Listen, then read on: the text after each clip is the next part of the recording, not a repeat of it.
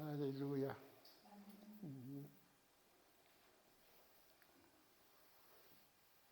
Dieu est bon. Dieu est bon.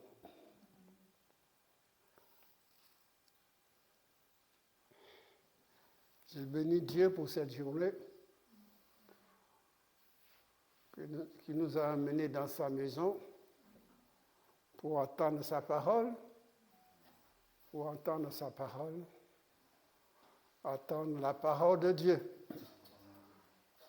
Alors soyons tous attentifs à la parole.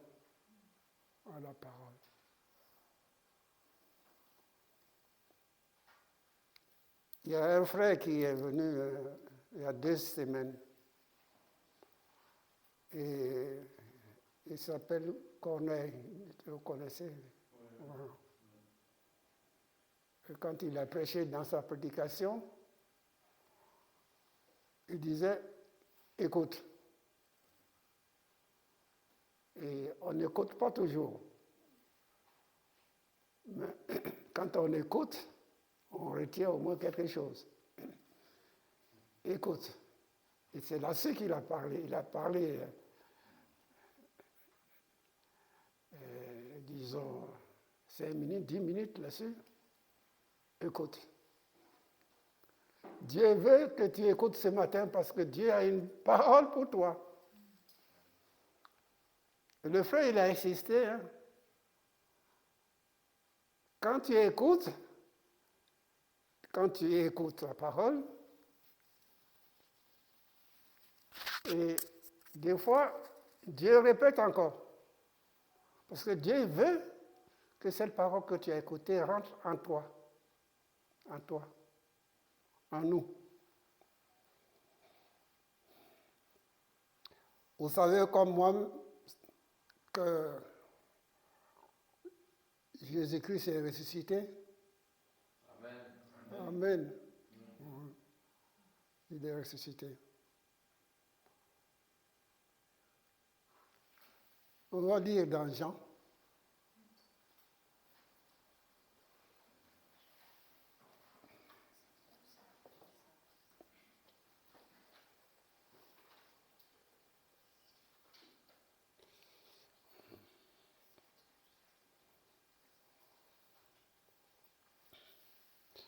Jésus-Christ est Seigneur.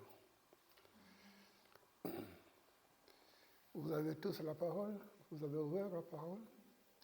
Est-ce que vous avez ouvert la parole? Oui. La parole de Dieu. Merci. Alors nous allons prier ensemble. Seigneur Jésus, tu es la parole de Dieu. Tu es la parole. Ton nom est la parole. Seigneur, accorde-nous la grâce qu'on puisse garder ta parole. Seigneur Jésus, c'est une grâce de garder ta parole et de la pratiquer, de la aimer. Seigneur Jésus, merci pour cette grâce de nous aider, Seigneur, à écouter ta parole. Sois loué et sois béni, mon Dieu, par le Saint-Esprit que tu nous as donné. Au nom de Jésus. Amen. Amen. Jésus-Christ est Seigneur. Donc nous lisons dans Jean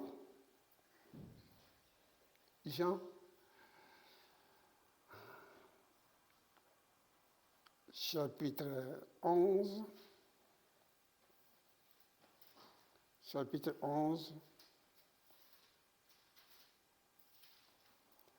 J'ai lu à la fin du chapitre, le verset 39, à la fin, le verset 39.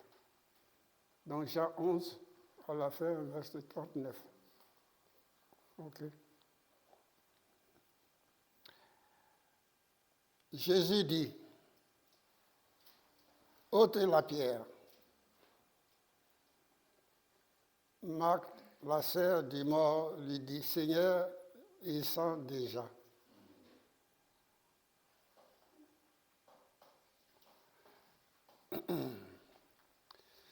Glory Jesus, more in grace, Lord is slain.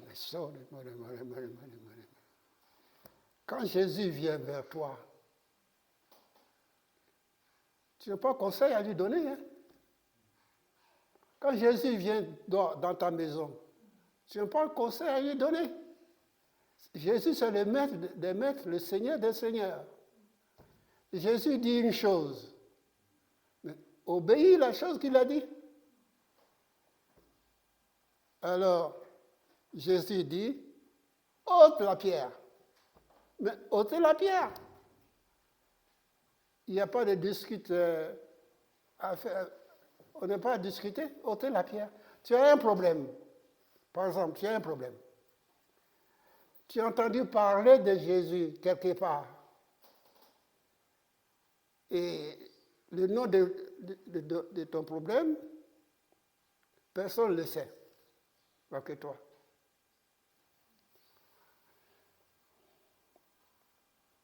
Tu es venu vers Jésus. Jésus n'a pas fait beaucoup de discours avec toi. Mais Jésus dit simplement, ôtez la pierre. C'est trop demandé? Il dit, il sent déjà. Mais Jésus ne t'a pas posé la question. Hein? Il ne t'a pas posé la question. Ce n'est pas toi qui vas l'instruire s'il sent déjà ou pas. Jésus connaît que notre vie, sans lui, nous ne pouvons rien faire. Et que sans lui, notre vie, il sent déjà. Alors, on lui dit, il sent déjà. Là, d'assez, Jésus ne lui a pas répondu. Jésus dit, enlève la pierre. C'est tout ce que je te demande. Dans ta vie, il ne faut pas passer à droite et à gauche, ou à gauche et à droite. C'est l'obéissance, comme on a dit tout à l'heure. Obéir à Dieu. Obéir à Dieu. Obéir à Dieu.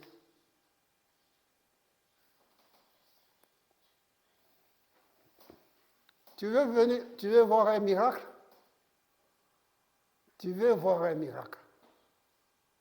Et tu as fait le chemin à pied, je ne sais pas si c'est 3 kilomètres ou un peu plus, je ne sais pas.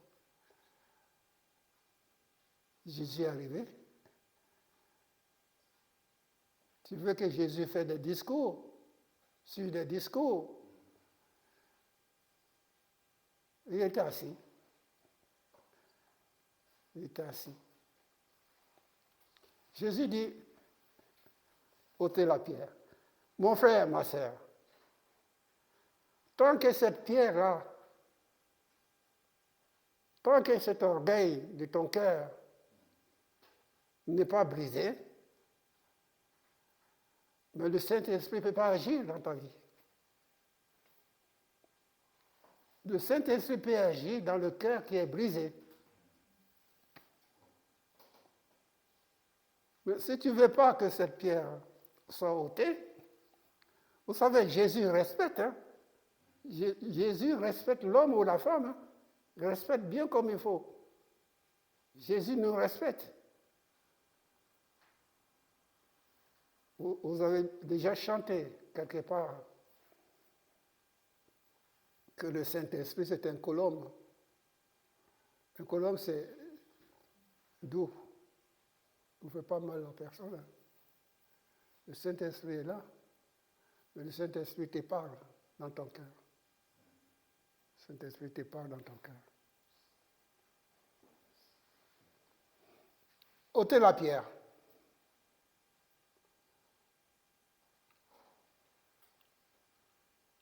Et tu vas commencer à discuter avec Jésus. Tu vas lui dire, mais il sent déjà. Mais ce n'est pas ton affaire. Ce n'est pas ton affaire. Cette histoire d'Abraham que Daniel a lue là, c'est que Abraham, il a obéi. Hein.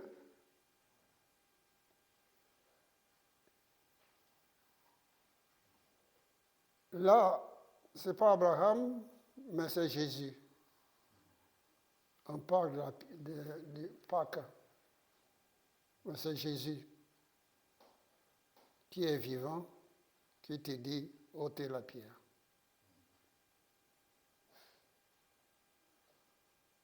Et il sent déjà. Jésus-Christ n'a pas posé cette question. Mais dans notre tête, là, la machine elle tourne. Alors, Jésus va aller un tout petit peu plus loin. Il va dire à ceci. Ôtez la pierre. Marthe, la sœur du mort, lui dit, Seigneur, il sent déjà. Moi, j'ai dit, ce n'est pas ton affaire. Si ton péché, il sent, c'est pour ça que tu es allé vers Jésus. Non, tu es venu vers Jésus pour avoir une solution à tes problèmes.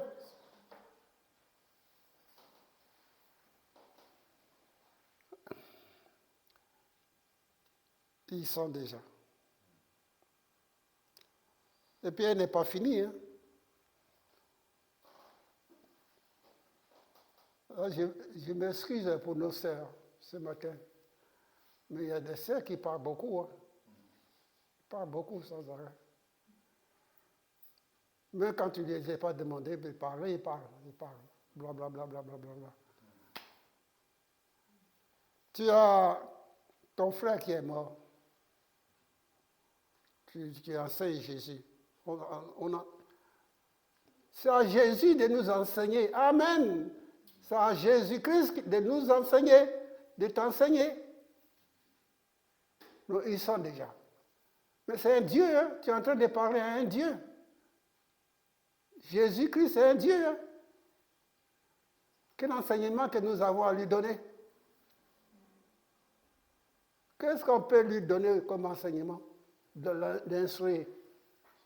Il n'est pas besoin. Alors, ils sont déjà.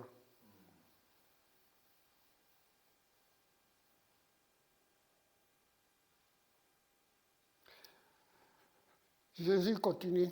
Il dit, c'est Marie, hein, Marthe. Seigneur, ils sont déjà. Quand il a 4 jours qu'il est là. Jésus sait compter jusqu'à 4. Hein.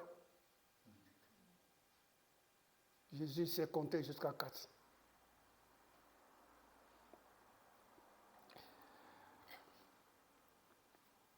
Jésus lui dit, ne t'ai-je pas dire que si tu crois, tu verras la gloire de Dieu. Voilà le problème. Si tu crois, tu verras la gloire de Dieu. Pas la gloire de Jésus lui-même. Hein? Non. Si tu crois seulement, tu verras celui qui m'a envoyé. Voilà. Tu verras la gloire de Dieu, la gloire de son Père. On va aller plus loin.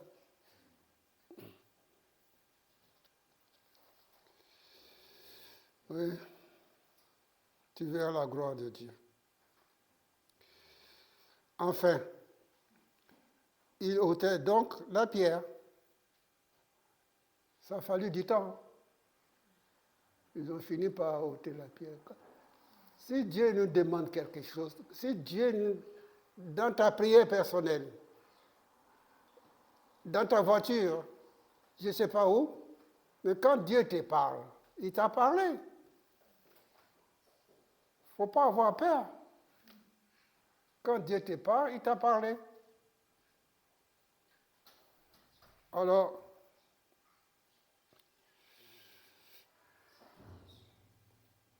finalement, ils ont osé, ils ont ôté la pierre. Et Jésus leva les yeux. Jésus levait les yeux. Mais vous savez où il a levé les yeux? Vous savez bien où il a levé les yeux, Jésus? Pas contre les murs, hein, ni les gens qui sont autour de lui. Hein.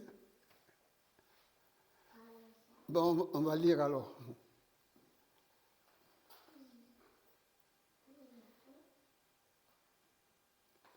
Jésus dit, ôte la pierre, et Jésus levait les yeux, pas en bas, mais en haut. En haut qu'il levait les yeux. Il y a un chant, je ne sais pas si vous connaissez, mais je lève les yeux vers l'Éternel. De qui viendra mon secours, c'est ça? Voilà. Je lève les yeux vers l'Éternel. Le secours de Jésus-Christ, ce n'est pas sur ses apôtres qui est autour de lui. Non. Son secours vient de l'Éternel, son Dieu, son Père. Alors, il va dire, pour moi, je sais que tu m'exauces toujours. Mais j'ai parlé à cause de la foule qui m'entoure, afin qu'ils croient que c'est toi qui m'as envoyé. Ayant dit cela, il cria d'une voix forte, Lazare, sors! Et le mort sortit, les bandes et les mains liées des bandes, et les visages enveloppés de neige. Jésus leur dit, déliez-le et laissez-le aller. Déliez-le, laissez-le aller. Il y a un travail que Jésus-Christ y fait. Jésus-Christ a fait sortir Lazare. Il y a une petite poussière de nettoyage à sec que Jésus lui a dit, les bandes là, les bandelettes là, c'est à l'église de s'en occuper. Et l'église, tu n'es pas là pour tourner les pouces. Hein. Il y a un petit poussière, un petit travail, tout petit peu. Jésus a tout fait. Tout fait. Il dit, ces bandes-là, tout ça là. Il ne peut pas rester sur lui comme ça, quand même. On ne peut pas voir un mort avec les bandes et tout pour promener. Parce que Lazare, il a bel et bien ressuscité. Et Jésus, il ne se voit pas, Lazare, les morts là, marchaient devant tout le monde. Bien marché. Parce qu'il est ressuscité, Lazare en question. Hein. Je vais vous montrer qu'il est vraiment ressuscité. C'est Lazare en question. Alors, il voit mal à Lazare de promener avec tous ces bords sur lui. Et vous allez prendre la fuite. Vous allez courir de voir un mort comme ça. Ah, c'est Lazare. Vous allez prendre la fuite, tout le monde, toute la ville. Alors Jésus dit, déliez-le, laissez-le aller.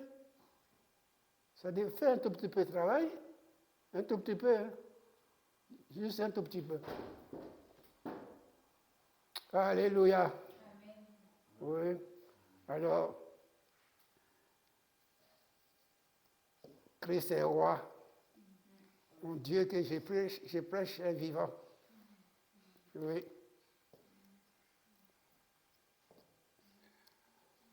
Jésus-Christ est Seigneur. Amen. Il est Seigneur des Seigneurs.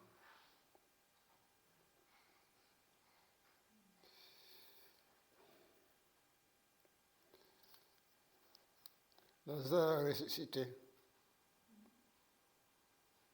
enveloppé des neiges. Jésus ne va pas le laisser comme ça. L'église, tu ne vas pas tourner des pouces. Quand même, il va sortir quelqu'un dans le tombeau et l'église va rester comme ça. Non, il a laissé un tout petit peu là, pour toi et moi. Un tout petit peu qui reste là.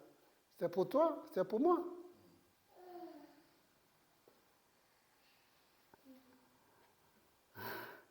Va voir ton pasteur. Parle de ton problème. Il va prier. C'est un petit poussière que Jésus a laissé qui est sur Lazare. Alors Jésus demande à l'église, enlève de cette poussière-là, qu'il parte. Parce que Lazare en question là, il va être invité, hein? Comme je vous disais. Il est vivant, il est sorti aussi du tombeau. Hein?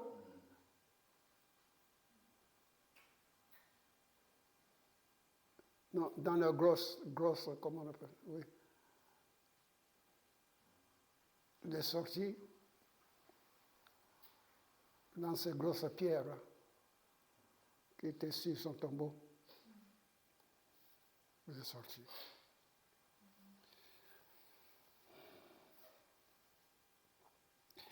Donc Jésus a crié d'une voix forte, avec autorité. Avec autorité. Vous savez que les morts, ils connaissent la voix de Jésus. Hein? Ce n'est pas n'importe qui Jésus. Il ne faut pas jouer avec lui. Jésus, c'est un Dieu. Hein? C'est un Dieu, ce n'est pas n'importe qui. Hein? Les marabouts là, qui te fait, comment, fuir, qui vont te faire ceci, vont te faire cela, ne peut rien faire contre Jésus. Hein? Ne peut rien, hein? Rien de rien. Hein? Tu peux lui donner le nom que tu veux, ton marabout, mais Jésus-Christ, il est plus fort. Hein? Il est plus fort. Alors, parce que je disais, il connaît la voix les mots connaissent la voix de Jésus. C'est pour ça que Lazare, il a entendu. Lazare, il a entendu. Il a vu la différence, Lazare. Il a dit, mais cette voix-là, ce n'est pas la voix de...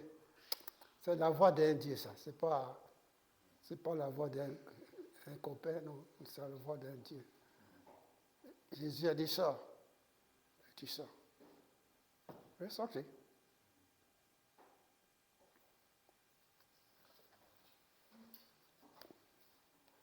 Ça va? Amen. On va sortir de nos tombeaux. Amen. Sortir de nos tombeaux. Et c'est la volonté de Dieu qu'on sort de notre tombeau.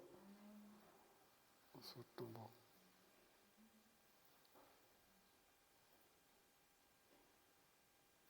Alors, ce que je vais vous dire, quand tu vas sortir d'ici, Dieu va te mettre quelqu'un devant toi. Dieu va te dire, mais dédiez-le et laissez-le aller. Il ne faut pas le laisser comme ça dans le four, là. Non. Priez pour lui. Priez pour lui. Priez pour lui.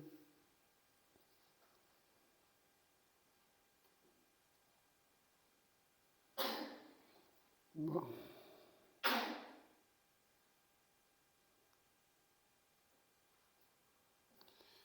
Là, nous sommes au verset 45. Oui. Plusieurs des Juifs qui étant venus vers Marie et qui virent ce que fit Jésus, crurent en lui. Mais quelques-uns d'entre eux allaient trouver les pharisiens et les dire ce que Jésus a fait.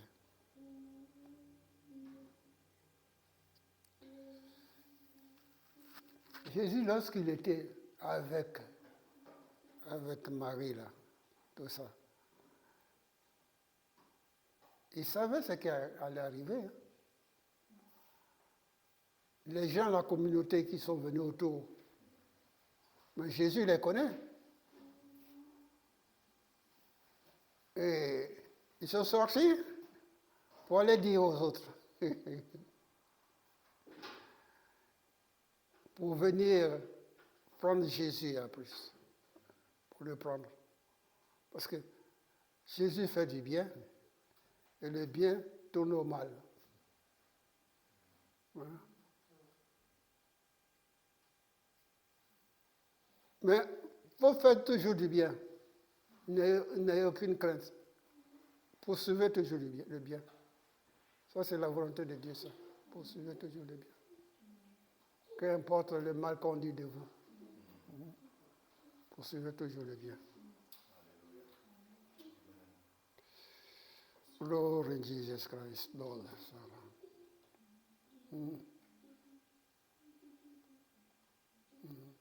Ils sont partis au dehors pour dire aux autres.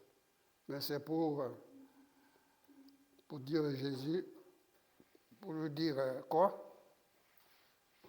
Rien de particulier. Parce que les autres ont cru simplement.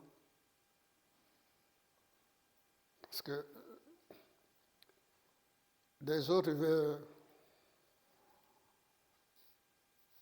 ils ont vu les miracles. Et quand ils sont partis, ils commençaient à parler. Les Juifs n'étaient pas d'accord qu'on parle. Ils n'étaient pas d'accord. Là, je vais aller encore un peu plus loin avec vous. 6 jours avant la Pâque, Jésus arrivait à Bethanie, où était Lazare, qu'il avait ressuscité des morts.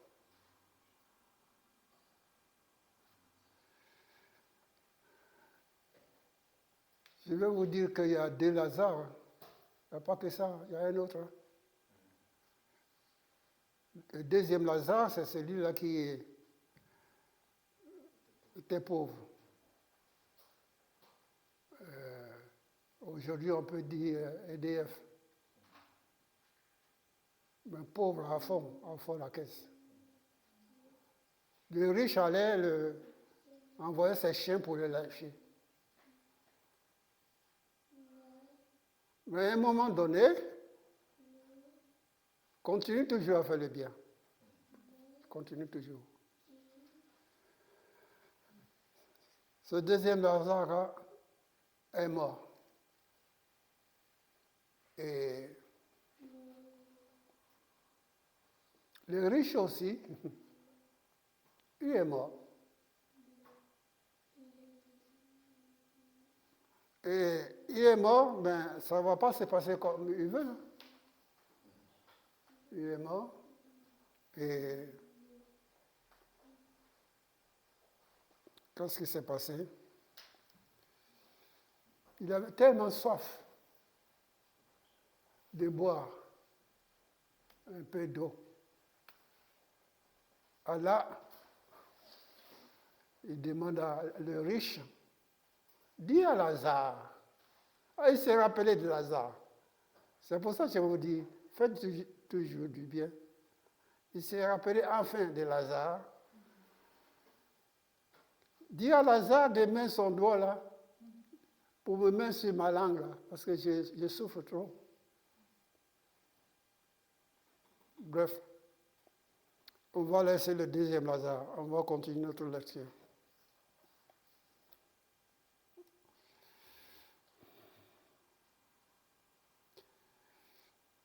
Donc, 6 jours avant la Pâque, Jésus arrivait à Bethanie et était là, qu'il avait ressuscité des morts. Là lui fit un souper.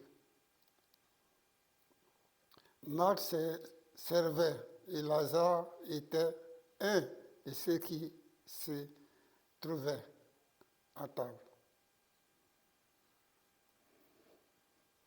C'est quelque chose de grand, quelque chose de terrible. Les morts qui est ressuscité est venu pour manger aussi. Il n'y a pas que nous. Hein. Il est ressuscité, mais il est venu aussi pour manger. Parce que là où s'est trouvé Jésus, s'est trouvé Lazare. Quand Dieu t'a sauvé là, quand Dieu t'a sauvé, c'est pas pour aller n'importe où. Non, Dieu, il t'aime, il t'a sauvé, il t'a dit, reste là, avec moi.